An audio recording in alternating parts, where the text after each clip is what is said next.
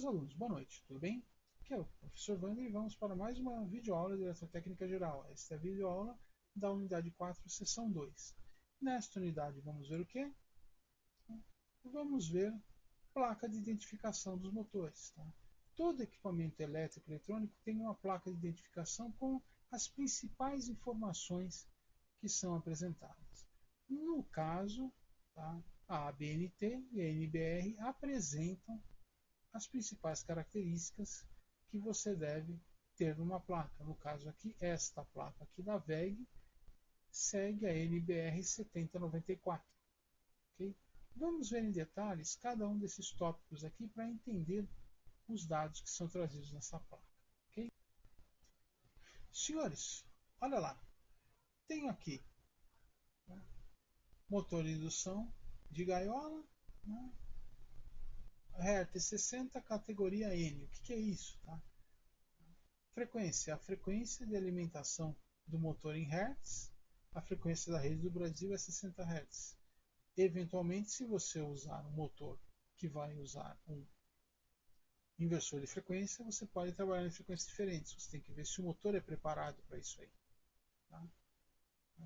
Nos outros países da América do Sul, 50 Hz. Okay? Categoria. É um tipo de curva de torque em relação à velocidade do motor, a velocidade síncrona. No caso aqui, categoria N. Então, segue aqui um torque de partida em torno de 150% do torque nominal, né? E lá bem próximo da rotação nominal eu tenho, bem próximo da rotação síncrona eu tenho meu torque nominal. Okay? Então, categoria me dá a curva de torque. Então eu tenho aqui a frequência em que o meu motor deve trabalhar e a categoria, o tipo de curva de torque desse motor. Isso aqui é bastante importante dependendo do tipo de partida que eu vou precisar de acordo com a carga que eu tenho. Tá? Olha lá, indicação da potência, né? Então eu tenho aqui a potência em kW e em HP e CV. Existe uma pequena diferença entre HP e CV, mas o pessoal arredonda aqui. Tá? Tenho RPM, rotação do motor. Tenho aqui fator de serviço, né? É o fator de sobrecarga, quanto de sobrecarga esse motor suporta.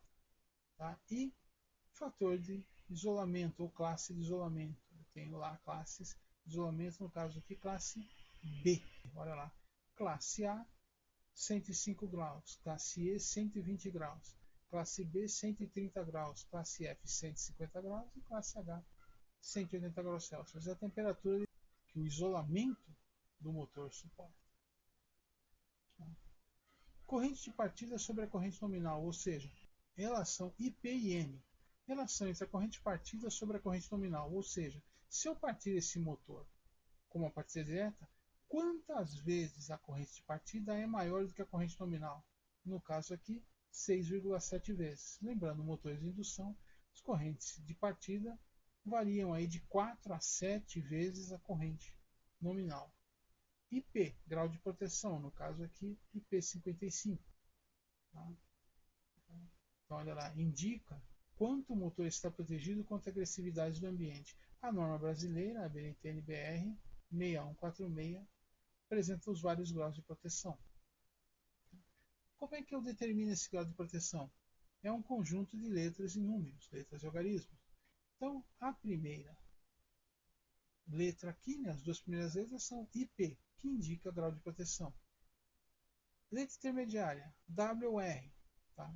Só usada em condições específicas. Né? Primeiro algarismo vai de 0 a 6, proteção contra sólidos. Segundo algarismo vai de 0 a 8, proteção contra líquidos. E letra final, SOM, condições de ensaio. Muitos produtos trazem apenas o IP e esses dois elementos aqui. Tá? Eventualmente, a primeira e a última letra são colocadas dependendo da necessidade, dependendo da possibilidade. Falando um pouquinho mais sobre grau de proteção. Né? Então, olha lá. Letra W, máquinas à prova do tempo, aplicação naval. Tá? R, ventilação forçada através de dutos. S, máquina que deve resistir ao ensaio de penetração de água em condições estáticas, ou seja, mergulhar. M, idêntica a S, só que em funcionamento, ou seja, a S, você pode, vamos dizer assim, umedecer, molhar, mas com a máquina parada. M não, M ela tem que suportar essa condição mesmo funcionando. Tá? E aqui eu tenho o primeiro e o segundo algarismo. Olha lá, 0 e 0. Máquina aberta, tá? Tanto para objetos sólidos quanto para água. Não tem proteção nenhuma. 1, para sólidos. Ela é protegida para sólidos maiores ou iguais a 50 milímetros de diâmetro. Tá? 1, no caso da água, respingos verticais. 2, sólidos maiores ou igual a 12 milímetros de diâmetro. 2, respingos a 15 graus. 3, sólidos maiores ou iguais a 2,5 milímetros de diâmetro. 3, respingos de água a 60 graus. 4, sólidos maiores ou iguais a 1 milímetro de diâmetro. 4, pingos e respingos em qualquer direção. 5, proteção contra pó. 6, blindagem contra pó. 5, jatos d'água moderados. 6, jatos d'água potente. 7, sujeito à imersão. 8, sujeito à submersão. Então, esse aqui, se você pegar um IP68, é um equipamento que pode trabalhar imerso na água. Não vai ter problema nenhum. Se você pegar um IP00, é uma máquina todinha exposta, um motor todinho exposto. Não tem proteção nem contra objetos sólidos, nem contra a água. Olha lá. Tensões nominais são as tensões de operação de acordo com as ligações dos enrolamentos, dado em volts.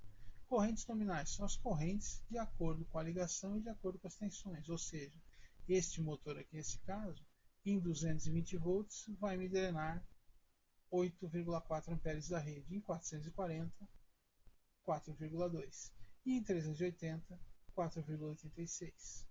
Tá? Regime de carga. Grau de regularidade da carga segundo a norma brasileira NBR 7094. O que é isso? É como a carga exige torque do meu motor. Tá? Então, dá uma olhadinha aqui. Ó.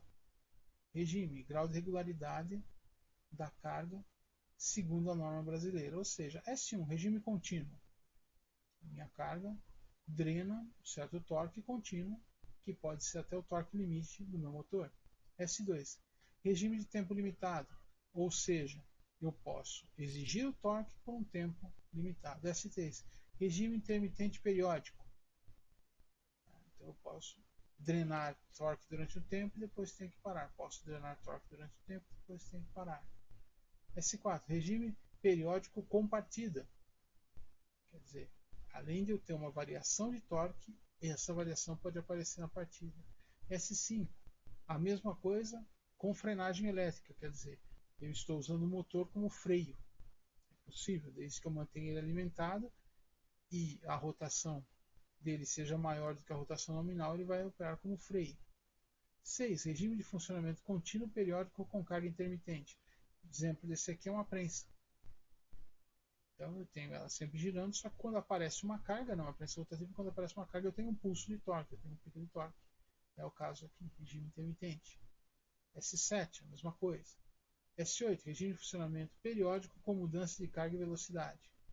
Então eu posso ter o quê? O meu motor funcionando e de repente ele ser acelerado, né, ou receber uma demanda maior de torque. S9, regime de variações não periódicas de carga e velocidade. Ou seja, a carga e a velocidade vão variar, mas não periodicamente. Não é uma coisa que acontece num ciclo bonitinho. Pode acontecer ou pode não acontecer. S10, regimes com cargas constantes e distintas. Então eu posso trabalhar a 90% do meu torque, depois a 100%, depois a 80%, depois a 50%, depois a 20%, trabalhar com ele aberto, depois levar, por longos períodos, por períodos grandes, para 30%. Então, cargas constantes e distintas. Tipos de conexão. Aqui embaixo. Então eu tenho um motor aqui de 12 fios, né, 12 pontos de conexão, que eu posso ligá-lo de várias maneiras. Eu posso ligar num triângulo duplo, numa estrela dupla, num grande triângulo ou triângulo simples, ou numa grande estrela ou numa estrela simples. E esse esquema aqui me dá quais as conexões eu devo fazer com os fios, né, ou com os parafusos. Muitas vezes você tem na tampa interna, né, você tira a tampa externa da caixa de conexão, você tem lá algumas porcas e parafusos, né? Então você tem essa distribuição aqui, e aqui diz como você deve ligar isso aí para esses tipos de conexão. Aqui. Senhores, leiam o livro, façam os exercícios, nos vemos na aula ao vivo ou na teleaula e boa noite.